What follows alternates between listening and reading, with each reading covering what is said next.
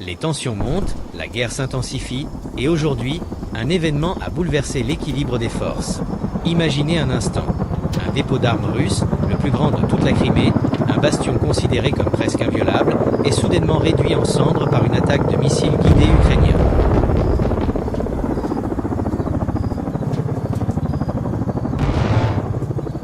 Cet acte audacieux, cette frappe précise et dévastatrice, vient d'envoyer un message clair et sans équivoque. L'Ukraine n'est plus seulement sur la défensive, elle prend l'initiative et porte le combat là où la Russie se sentait le plus en sécurité. Mais que signifie vraiment cette attaque pour la suite du conflit? Quels en sont les enjeux pour les deux camps? Installez-vous, car dans les prochaines minutes, nous allons plonger au cœur de cette offensive qui pourrait bien marquer un tournant décisif dans cette guerre.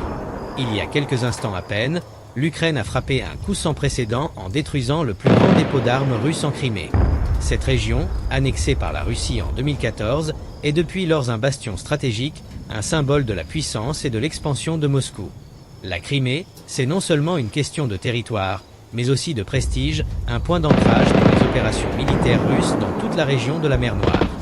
La destruction de ce dépôt d'armes en plein cœur de la Crimée n'est pas qu'une simple attaque, c'est un message puissant envoyé à la Russie et à la communauté internationale. L'Ukraine est déterminée à frapper fort, et elle a désormais les moyens de le faire. Mais revenons un instant sur ce qui a rendu cette attaque possible. Les missiles guidés utilisés par les forces ukrainiennes ne sont pas de simples armes.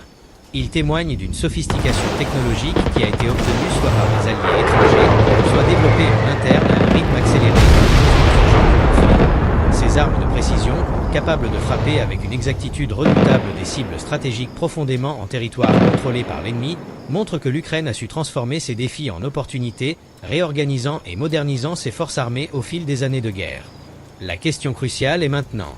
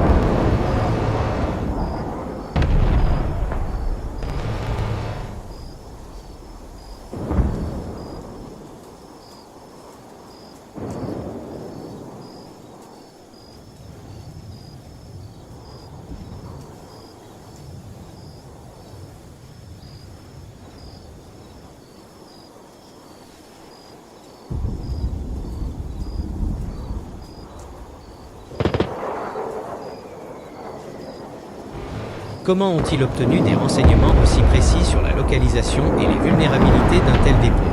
Il est possible que cette opération ait été préparée depuis des mois, avec une coordination minutieuse entre les services de renseignement ukrainiens et peut-être des services étrangers.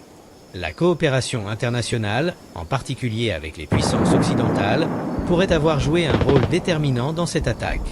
L'accès à des informations de renseignement de haute précision a permis de cibler un dépôt qui représente un maillon vital dans la logistique militaire russe. En détruisant ce dépôt, l'Ukraine ne se contente pas de causer des pertes matérielles à l'ennemi. Cet acte est aussi psychologique. Pour les troupes russes stationnées en Crimée, cette attaque est un coup dur, un rappel brutal que même leurs positions les plus fortifiées ne sont pas à l'abri. La guerre, qui semblait autrefois être une série d'attaques à distance, devient soudainement très proche, très personnelle. Les soldats russes doivent maintenant se demander où sera la prochaine attaque. Quels autres sites stratégiques sont vulnérables? Il est également crucial de réfléchir aux implications de cette attaque sur le moral des civils en Russie. La Crimée, pour de nombreux Russes, est un symbole de la fierté nationale. Une victoire géopolitique que Moscou a toujours mise en avant pour justifier sa politique étrangère agressive. Voir cette région touchée au cœur pourrait ébranler cette fierté et susciter des interrogations sur la réelle capacité de la Russie à défendre les territoires qu'elle contrôle. Du côté ukrainien, cette attaque est une victoire symbolique et stratégique. Elle montre non seulement la résilience et la détermination de l'Ukraine, mais elle pourrait aussi galvaniser davantage les forces armées ukrainiennes et renforcer la cohésion nationale dans un moment où le pays a besoin de montrer sa force face à l'agression. Cela pourrait également influencer les alliances internationales de l'Ukraine, en montrant à ses alliés que leur soutien a des résultats tangibles sur le terrain. Cependant, cette victoire pourrait avoir un prix élevé. La Russie, humiliée et défiée sur son propre terrain, pourrait chercher à riposter de manière disproportionnée. La destruction de ce dépôt d'armes pourrait bien être le début d'une nouvelle phase de la guerre, une phase marquée par des représailles intenses et potentiellement plus destructrices. Moscou ne peut pas se permettre de laisser cet acte sans réponse, non seulement pour restaurer sa crédibilité militaire, mais aussi pour maintenir son emprise sur la Crimée. Alors, que peut-on attendre dans les jours et les semaines à venir? Les options de Moscou sont multiples, mais aucune n'est sans risque. Une escalade du conflit pourrait entraîner une réponse plus sévère de la communauté internationale, y compris de nouvelles sanctions ou un soutien militaire accru à l'Ukraine. D'un autre côté, la Russie pourrait tenter de renforcer ses positions en Crimée en multipliant les troupes et les défenses, rendant cette région encore plus militarisée qu'elle ne l'est déjà. Pour l'Ukraine, cette attaque est une démonstration de force, mais aussi un pari. En frappant la Crimée, elle pousse le conflit sur un nouveau terrain, où les risques sont élevés, mais les gains potentiels le sont tout autant. Si l'Ukraine parvient à maintenir la pression et à continuer de frapper des cibles stratégiques russes, elle pourrait forcer Moscou à reconsidérer sa stratégie, voire à accepter des négociations dans des termes plus favorables à Kiev. En conclusion, la destruction du plus grand dépôt d'armes russe en Crimée est un événement qui pourrait bien marquer un tournant dans ce conflit. C'est une démonstration spectaculaire de la capacité de l'Ukraine à frapper au cœur de l'appareil militaire, mais c'est aussi un acte qui pourrait déclencher une nouvelle vague d'escalade. Les prochains jours seront décisifs pour déterminer l'ampleur des répercussions de cette attaque, tant sur le plan militaire que diplomatique. Restons attentifs, car ce conflit est loin d'être terminé, et les cartes viennent d'être redistribuées de manière spectaculaire.